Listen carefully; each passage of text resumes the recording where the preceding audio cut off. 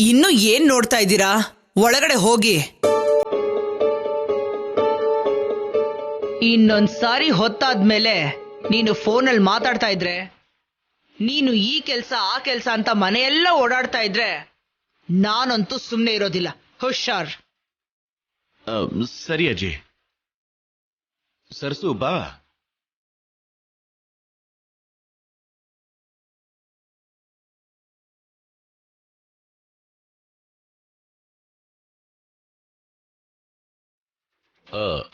ಇನ್ನೇನ್ ನೋಡ್ತಾ ಇದ್ಯಾ ವಾಗ್ದೇವಿ? ಬಾ. ಎಲ್ಲಿಗೆ? ಸ್ವಲ್ಪ ಹೊತ್ತು ಗಾರ್ಡನ್ ಅಲ್ಲಿ ಕುತ್ಕೊಂಡು ಅತ್ತೆಯವರ ಹತ್ರ ಸ್ವಲ್ಪ ಮಾತಾಡೋಣ. ಟೈಮ್ ಎಷ್ಟಾಗಿದೆ ಅಂತ ಗೊತ್ತಾ? ನನಗೆ ಪೆಂಡಿಂಗ್ ವರ್ಕ್ಸ್ ತುಂಬಾ ಇದೆ. ಯಾವಾಗ ನೋಡಿದ್ರು ಇದೇ ಮಾತು. ಆ ಖಾಲಿ ಡಬ್ಬನ ಹೊರಗಡೆ ಬಿಸಾಕೋವರೆಗೂ ಮನಃಶಾಂತಿನೇ ಇರಲ್ಲ. ಬಾ ಬಾ.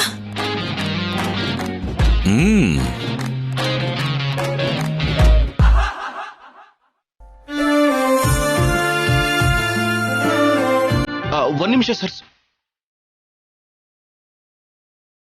ಭಾಷಿಣಿ, ಒಂದ್ ನಿಮಿಷ.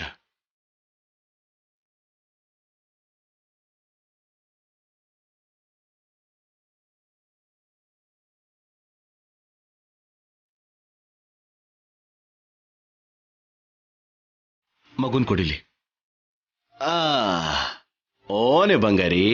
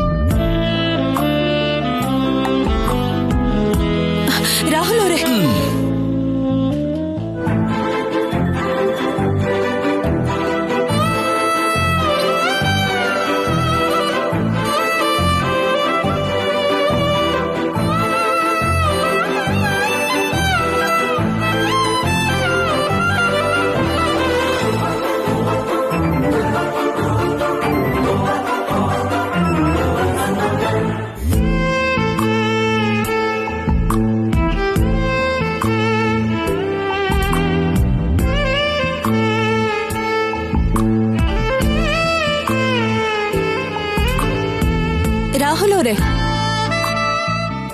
ರಾಹುಲ್ ಅವರೇ, ರಾಹುಲ್ ಅವರೇ,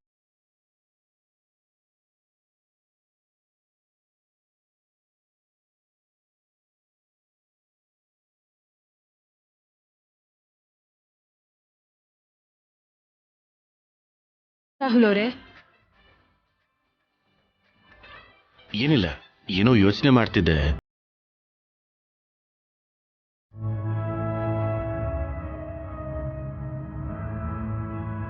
ನಿನ್ ಕಣ್ಣಲ್ಲಿ ನೀರ್ ಬರೋ ಹಾಗೆ ಮಾಡಿರೋ ಅಷ್ಟು ದೊಡ್ಡ ಯೋಚನೆ ಯಾವುದು ರೀ? ಹೇಳಿದ್ರೆ ನೀನ್ ನಂಬಲ್ಲ, ನಗ್ತೀಯ. ಹಾಗೆಲ್ಲ ಏನಿಲ್ಲ, ನೀವ್ ಹೇಳಿ. ನೀನು ನನ್ ಸರಸುನೇ ಅಲ್ವಾ?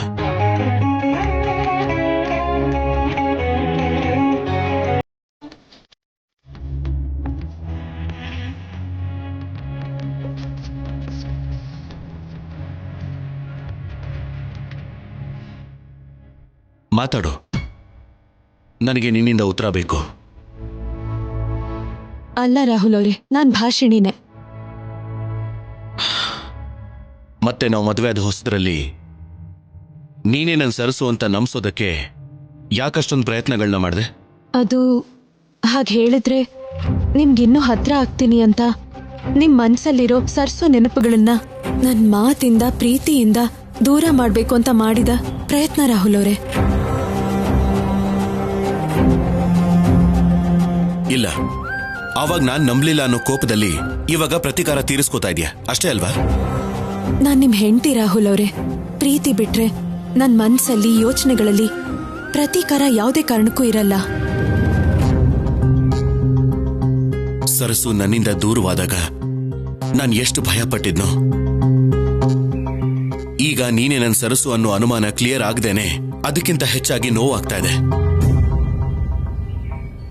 ಅಲ್ಲ ಅಂತ ನೀನ್ ಹೇಳ್ತಿದ್ರು ಅಷ್ಟು ಸುಲಭವಾಗಿ ನಂಬೋದಕ್ಕೆ ಆಗ್ತಿಲ್ಲ. ನಿಜ ಅನ್ನೋದು ಉತ್ತರದ ರೂಪದಲ್ಲಿ ಸಿಗೋವರೆಗೂ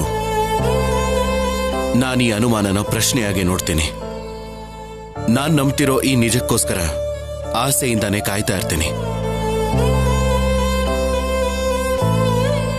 ಸರಿ ಭಾಷಣಿ, ಮೊದಲು ಮಗುನ ಮಲಗಿಸು, ತುಂಬಾ ಲೇಟ್ ಆಗಿದೆ.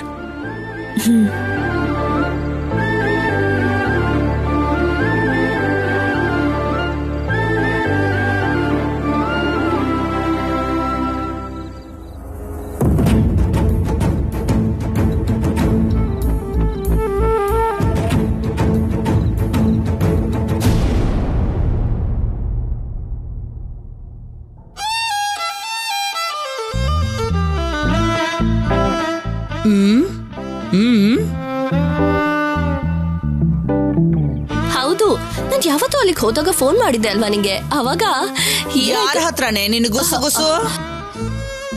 ಅದು ಚಕ್ರಿ, ಅಂದ್ರೆ ನಮ್ ಯಜಮಾನ್ರು ಅಜ್ಜಿ. ನೋಡದ್ಯಾ ಅಜ್ಜಿ, ಸ್ವಂತ ಗಂಡನ್ನೇ ಹೆಸರಿಟ್ ಕರೀತಾವಳೆ. ಹಾ, ನಮ್ ಕಾಲದಲ್ಲೆಲ್ಲ ಹೆಸರು ಹೇಳೋದಕ್ಕೆ ನಾಚಿಕೆ ಪಡ್ತಾ ಇದ್ವಿ. ಇವಾಗ ಏನು ಅಂದ್ರೆ ಹೆಸರಿಂದಲ್ಲ ಬೈಗುಳದಿಂದಾನೇ ಕರೀತಾರೆ. ಅಂದ್ರೆ ಅದು ಹಾಗೆ ಅಭ್ಯಾಸ ಆಗಿದೆ ಅಜ್ಜಿ. ಅದೇ ಅದೇ ನಾನು ಕೂಡ ಹೇಳ್ತಾ ಇರೋದು. ಅಷ್ಟಕ್ಕೂ ಎಲ್ಲಿದ್ದಾನೆ, ಯಾವಾಗ ಬರ್ತಾ ಇದ್ದಾನೆ? ಡೇಟ್ ಫಿಕ್ಸ್ ಆಗಿಲ್ಲ, ಆದ್ರೆ ಈ ಮಂತ್ ಎಂಡಿಗೆ ಬರ್ತಾರೆ. ಏನೋ ಅಂತ ದೊಡ್ಡ ಕೆಲ್ಸ ಅವ್ರಿಗೆ. ಮುಂಬೈಯಲ್ಲಿ ನಮ್ ಬಿಸ್ನೆಸ್ ನೋಡ್ಕೊಳ್ಳೋದಕ್ಕೆ ಯಾರು ಇಲ್ಲ ಅಂತ ಅವರೇ ನೋಡ್ಕೋತಿದ್ದಾರೆ. ನೀನು ಕೂಡ ಅಲ್ಲಿಗೆ ಹೋಗ್ಬೇಕಾಗಿತ್ತು. ಆದ್ರೆ ಮೇಡಮ್ಗೆ ಇಷ್ಟ ಅಲ್ಲ ಅಜ್ಜಿ. ಈ ಪ್ರಪಂಚ ಪೂರ್ತಿ ನನ್ಗೆ ಅರ್ಥ ಆಗೋಗಿದೆ, ಆದ್ರೆ ಈ ಕುಟುಂಬ ಜೀವನದ ಬಗ್ಗೆ ಮಾತ್ರ ನಿಮ್ಮಮ್ಮ ಅದ್ ಏನ್ ಯೋಚನೆ ಮಾಡ್ತಿದ್ದಾಳು ಅಂತ ನನಗೆ ನಿಜವಾಗ್ಲೂ ಅರ್ಥ ಆಗ್ಲಿಲ್ಲ. ಅಜ್ಜಿ, ಟೀ ತಗೊಳ್ಳಿ. ಪದ್ದು, ನೀನು ತಗೋ. Thank you. ಹಾ, ಹೌದು, ಕೆಲಸದವ್ರಿಲ್ವಾ? ನಿನಗೆ ಕೆಲಸ ಮಾಡ್ಬೇಡ ಅಂತ ಹೇಳಿದ್ದೆ ಅಲ್ವಾ? ಏನೋ ಚಿಕ್ಕ ಚಿಕ್ಕ ಕೆಲ್ಸ ಅಲ್ವಾ, ಪರವಾಗಿಲ್ಲ. ಏನೇ ಪರವಾಗಿಲ್ಲ, ನನ್ನ ಮಾತು ಅಂದ್ರೆ ಯಾರಿಗೂ ಲೆಕ್ಕನೇ.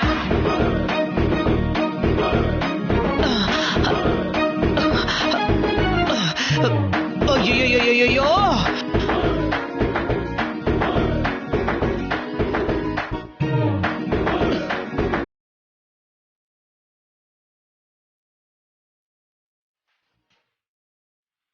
ಏನೇ ಈ ಪೊಟ್ಣಗಳೆಲ್ಲ?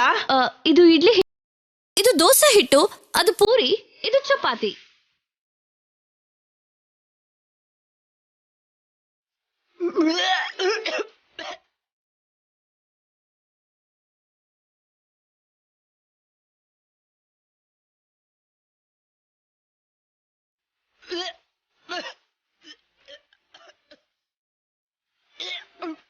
ಇಷ್ಟು ಕೆಟ್ಟ ವಾಸನೆ ಬರ್ತಾ ಇದೆ. ಇದನ್ ತಿಂತಾ ಇದ್ರ ನೀವೆಲ್ಲ?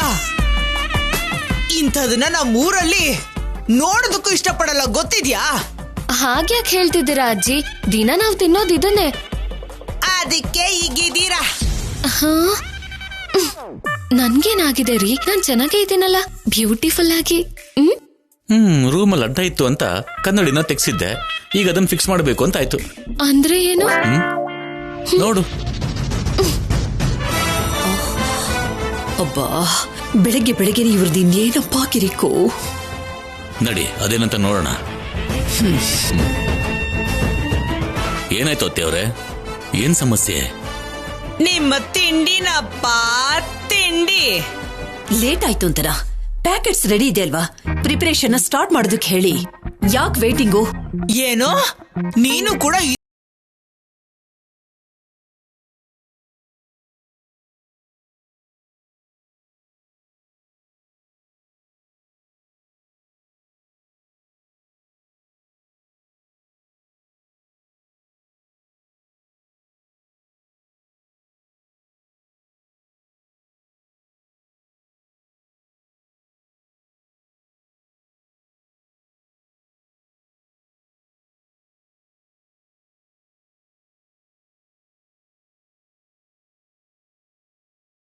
ಪ್ರಾಡಕ್ಟ್ಸು. ನೀನೇನೋ ಹತ್ರ ಇದ್ದು ಮಾಡ್ಕೊಂಡ್ ಬಂದಿರೋ ಹಾಗೆ ಮಾತಾಡ್ತಿದ್ಯಲ್ಲೋ. ಅದು ನೆಟ್ಟಲ್ಲಿ ರೇಟಿಂಗ್ ಕೂಡ ತುಂಬಾ ಚೆನ್ನಾಗಿದೆ ಅಂತ ಹೇಳ್ತಾ ಇದ್ದೀನಿ ಅಜ್ಜಿ. ಬಾಯ್ ಮಾತ್ ಬಿಟ್ಟು ಗಾಳಿ ಮಾತ್ ಬಂದಿದೆ. ಕಲಿಗಾಲ. ಅತ್ತೆ, ಮನೇಲಿ ಇರೋರೆಲ್ಲ ಒಂದೇ ಫುಡ್ ತಿನ್ನೋಲ್ಲ. ಅವ್ರವ್ರಿಗೆ ಇಷ್ಟ ಆದ ಹಾಗೆ ಅವ್ರು ತಿನ್ನೋದಕ್ಕೆ ಬೇರೆ ಬೇರೆ ಐಟಮ್ಸ್ ಬೇಕಲ್ವಾ? ಅದನ್ನೆಲ್ಲ ಪ್ರಿಪೇರ್ ಮಾಡೋದಕ್ಕೆ ಟೈಮ್ ಕೂಡ ಇರೋದಿಲ್ಲ. ಪ್ರತಿಯೊಂದು ನಿಮಿಷನೂ ಲೆಕ್ಕ ಹಾಕುವಂತ ಕಾಲ ಇದು. ಆ ವೇಗನ ಅಡಿಗೆ ಮಾಡಿ ತಡೆಯೋದು ಅಂದ್ರೆ ಹೇಗತ್ತೆ? ಹಾಗಂತ ಇಂಥ ತಿಂಡಿನ ತಿಂದು ದೇಹನ ಹಾಳು ಮಾಡ್ಕೋತೀರಾ? ಅಲ್ಲ ಅತ್ತೆ, ತಡನೂ ಆಗಬಾರ್ದು. ಆರೋಗ್ಯವಾದ ಫುಡ್ ಅನ್ನು ತಿನ್ನೋಣ ಅಂತ ಹೇಳ್ತಾ ಇದ್ದೀನಿ. ಯಾವ್ದು ಆರೋಗ್ಯ? ಒಂದು ಸಾರಿ ವಾಸನೆ ನೋಡು, ಮೂಗೆ ಒಡೆದು ಹೋಗುತ್ತೆ. ಚೆನ್ನಾಗಿರ್ಬೇಕು ಅಂತ ಕೆಲವು ಕೆಮಿಕಲ್ಸ್ ಬೆರೆಸಿರ್ತಾರೆ. ಸ್ಮೆಲ್ ಹೇಗಿದ್ರು ಟೇಸ್ಟ್ ಚೆನ್ನಾಗಿರುತ್ತೆ. ಆರೋಗ್ಯಕ್ಕೆ ಏನೂ ಆಗಲ್ಲ. ಇವಾಗ ಗೊತ್ತಾಗಲ್ವೇ? ಗೊತ್ತಾದ್ಮೇಲೆ ಪ್ರಯೋಜನನೇ ಇರಲ್ಲ.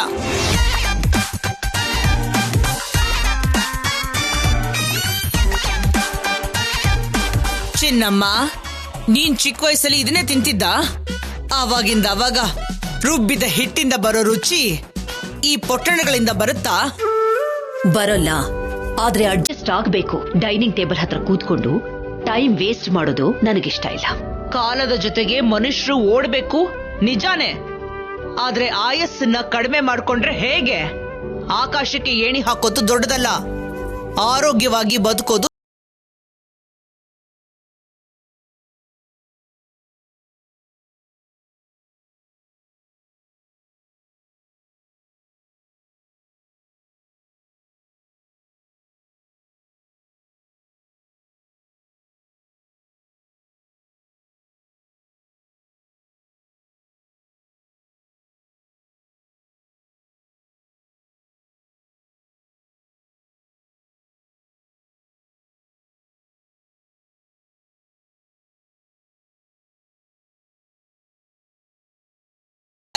ಚರ್ಮ ಸುಲ್ದು ಬಿಡ್ತೀನಿ.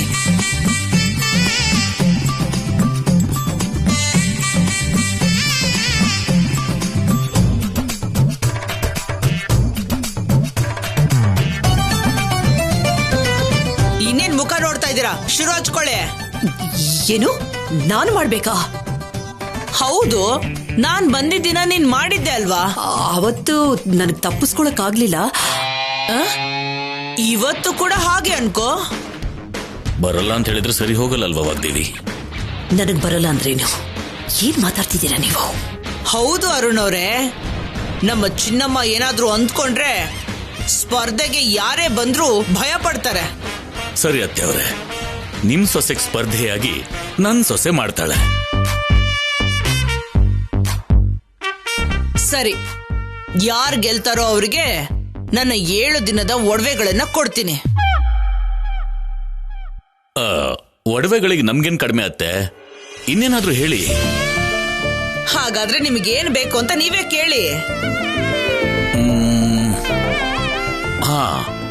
ಅದ್ಯಾವುದೋ ಸಿನಿಮಾದಲ್ಲಿ ಒಂದಿನದ ಮುಖ್ಯಮಂತ್ರಿ ಹಾಗೆ ನನ್ ಸೊಸೆ ಗೆದ್ರೆ ಒಂದಿನ ಪೂರ್ತಿ ಅಧಿಕಾರನ ಅವಳೇ ತಗೋತಾಳೆ.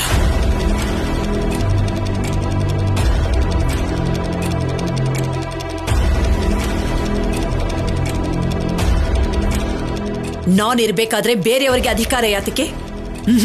ನಾನು ಒಪ್ಕೊಳ್ಳಲ್ಲ. ಅಂದ್ರೆ ಏನ್ ಚಿನ್ನಮ್ಮ, ನೀನು ಸೋತ್ ಹೋಗ್ತೀಯ ಅಂತನಾ? ನಾನ್ ಯಾಕೆ ಸೋತ್ ಹೋಗ್ತೀನಿ?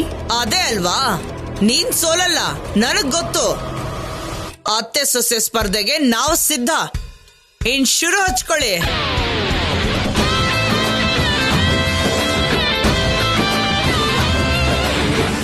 ನಾನು ಹೋಗಿ ಮಗು ನೋಡ್ಕೊಂಡ್ ಬರ್ತೀನಿ.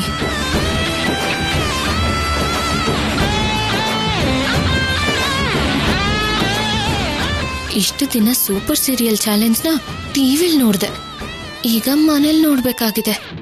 ಎಲ್ಲ ಆ ಮುದುಕಿಂದಾನೆ. ಎಲ್ರನ್ನೂ ಆಟ ಆಡಿಸ್ತಿದ್ದಾಳೆ. ಆದ್ರೆ ಇವಳು ಯಾವತ್ ನನ್ ಕೈಗೆ ಸಿಗ್ತಾಳೋ ಅವತ್ತು ನಿಜವಾಗ್ಲೂ ಬಿಡಲ್ಲ.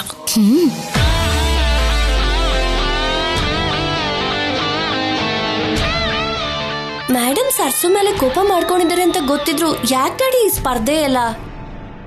ಸರ್ಸು ಗೆಲ್ತಾಳೆ ಅಂತ ಗೊತ್ತಿದ್ದು ಒಂದಿನದ ಅಧಿಕಾರಕ್ಕೋಸ್ಕರ ಯಾಕೆ ಮಾತಾಡಿದ್ದು? ಗೆಲುವು ಸೋಲುಗಳು ಜೀವನದಲ್ಲಿ ಬರೀ ಪಾಠ ಮಾತ್ರ ಅಲ್ಲ, ಮನುಷ್ಯರಲ್ಲಿ ಬದಲಾವಣೆನೂ ತರುತ್ತೆ. ಅಂಥ ಬದಲಾವಣೆಗೆ ಇಂಥ ಸ್ಪರ್ಧೆಗಳು ಸಹಾಯ ಮಾಡುತ್ತೆ.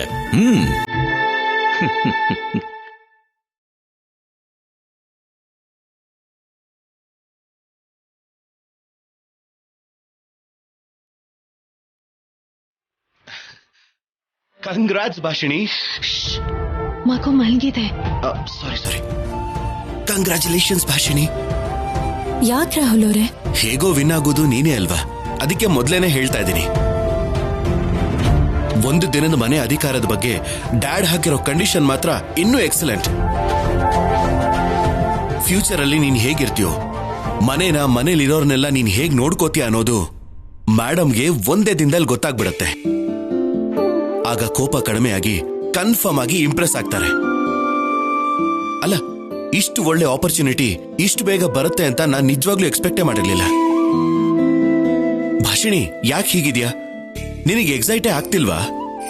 ನನ್ನ ಯೋಚನೆ ಗೆಲುವಿನ ಬಗ್ಗೆ ಅಲ್ಲ ರೀ, ಮೇಡಮ್ ಜೊತೆ ನಡೆಯೋ ಸ್ಪರ್ಧೆ ಬಗ್ಗೆ. ಮೇಡಮ್ಗೆ ಸಹಾಯ ಮಾಡೋದಕ್ಕೆ ಸಿದ್ಧ ಆಗಿದೆ, ಆದ್ರೆ ಹೀಗ್ ಸ್ಪರ್ಧೆ ಅನ್ಬಿಟ್ರೆ ಹೇಗ್ ಸುಮ್ನಿರೋದಕ್ಕಾಗತ್ತೆ?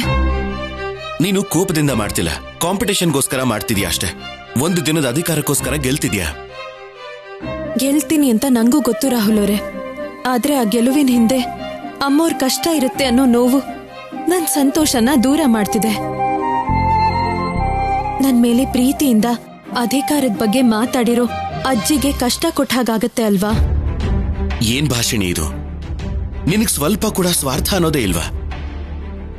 ನನಗ್ ನೀನ್ ಗೆಲ್ಬೇಕು ಅನ್ನೋ ಎಕ್ಸೈಟ್ಮೆಂಟ್ ಬಿಟ್ರೆ ಮೇಡಮ್ ಸೋತ್ ಹೋಗ್ತಾರೆ. ಮೇಡಮ್ಗೆ ಕಷ್ಟ ಆಗತ್ತೆ ಅನ್ನೋ ಥಾಟ್ ಕೂಡ ಬರ್ತಿಲ್ಲ. ನಿನ್ನ ವೇ ಆಫ್ ಥಿಂಕಿಂಗ್ ಕೂಡ ನನ್ನ ಸರಸುನ ನೆನಪು ಮಾಡ್ತಿದೆ.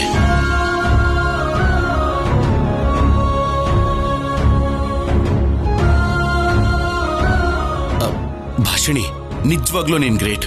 ನೀನ್ ಒಳ್ಳೆ ಮನ್ಸು ಮೇಡಮ್ಗೆ ಅರ್ಥ ಆಗ್ಬಿಟ್ರೆ ತುಂಬಾನೇ ಚೆನ್ನಾಗಿರುತ್ತೆ. ನಾನ್ ಕೇಳ್ಕೊತಿರೋದು ಅದನ್ನೇ ರೀ. ನಾನ್ ಸೋತು ಅಮ್ಮವ್ರನ್ನ ಗೆಲ್ಸ್ಬೋದು, ಆದ್ರೆ ಆ ವಿಷಯ ಗೊತ್ತಾದ್ರೆ ಅಮ್ಮವರು ಒಪ್ಕೊಳ್ಳಲ್ಲ. ಅದಕ್ಕೆ ಬೇಗ ನನ್ ಕೆಲ್ಸ ಫಿನಿಶ್ ಮಾಡ್ಬಿಟ್ರೆ ಅಮ್ಮವರಿಗೆ ಶ್ರಮ ನೋವಾದ್ರೂ ಕಡಿಮೆ ಆಗತ್ತೆ. ಸರಿ ಭಾಷಿಣಿ, ನಿನ್ ಯೋಚನೆ ಸರಿಯಾಗಿರ್ಬೇಕಾದ್ರೆ ಪ್ರೀತಿಯಿಂದ ಸಪೋರ್ಟ್ ಮಾಡೋದನ್ ಬಿಟ್ಟು ನಾನೇನ್ ಮಾಡೋಕ್ಕಾಗತ್ತೆ. All the best. Thank you Rahul ಅವರೇ. ಸರಿ, ಹೋಗೋಣ ಬಾ.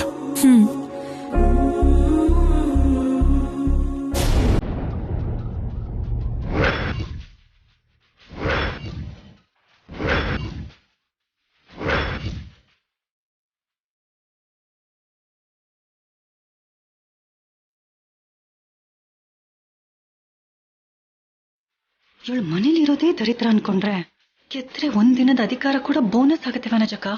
ಹೇಗಾದ್ರೂ ಇದನ್ನ ಹಾಳು ಮಾಡ್ಬೇಕು, ಅವಳನ್ನ ಸೋಲಿಸ್ಬೇಕು. ಇಂಥ ಓಪನ್ ಆಡಿಟೋರಿಯಂ ಅಲ್ಲಿ ನಮ್ ಟ್ರಿಕ್ಗಳು ಕುತಂತ್ರಗಳು ವರ್ಕೌಟ್ ಆಗೋದು ಕಷ್ಟ ಪ್ರೀತಿ. ಅಜ್ಜಿ ವಿಸಿಲ್.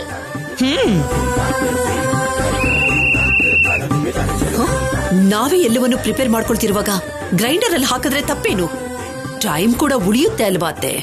ಸಮಯಕ್ಕಿಂತ ರುಚಿ ಮುಖ್ಯ. ಈ ಯಂತ್ರಗಳು ಮಂತ್ರಗಳು ಇಲ್ಲದೆ ಇರುವಾಗ ನಾವ್ ಹೇಗ್ ಅಡುಗೆ ಮಾಡ್ತಾ ಇದ್ವೋ ಹಾಗೇನೆ ಅಡುಗೆ ಮಾಡ್ಬೇಕು. ವಾಗ್ದೇವಿ, ಕಷ್ಟ ಅನ್ಸಿದ್ರೆ ಈಗ್ಲೇ ಬಿಟ್ಬಿಡು, ನಾವೇನು ಅನ್ಕೊಳ್ಳಲ್ಲ. ನಿಮ್ಗ ಚಾನ್ಸ್ ಖಂಡಿತ ಕೊಡೋದಿಲ್ಲ. ನಿಮ್ ಸೊಸೆಯಲ್ಲಿ ಭಯಪಟ್ಟು ರೂಮಲ್ಲಿ ಕೂತ್ಕೊಂಡಿದ್ದಾಳ. ಕೆಲ್ಸ ಗೊತ್ತಿಲ್ಲದೆ ಇರೋರು ಭಯ ಪಡ್ತಾರೇನೋ, ಆದ್ರೆ ನನ್ ಸೊಸೆ ಅಲ್ಲ. ಅಲ್ಲಿ ನೋಡು, ಬರ್ತಾ ಇದ್ದಾಳೆ.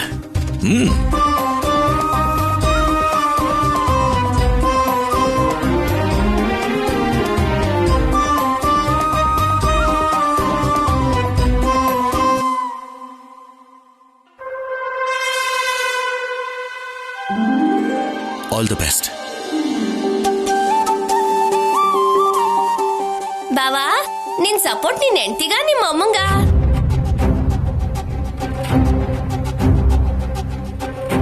ಇಬ್ರಲ್ಲಿ ಯಾರೇ ಗೆದ್ರು ಆ ಗೆಲುವು ನನ್ನದೇ.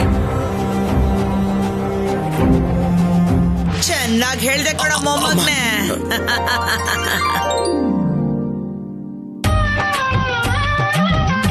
ತುಂಬಾ ಚೆನ್ನಾಗಿ ಎಸ್ಕೇಪ್ ಆದೆ ರಾಹುಲ್. ಇಲ್ಲ ಅಂದ್ರೆ ನಿನ್ ಹಾಗೆ ಹುಚ್ಚು ಉತ್ತರಗಳನ್ನ ಹೇಳ್ತಾರೆ ಅನ್ಕೊಂಡ್ಯಾ? ಸರಿ, ಇಬ್ರು ಸೇರಿ ರುಬ್ಬೋ ಕಲ್ಲಿನ ಹತ್ರ ಹೋಗಿ.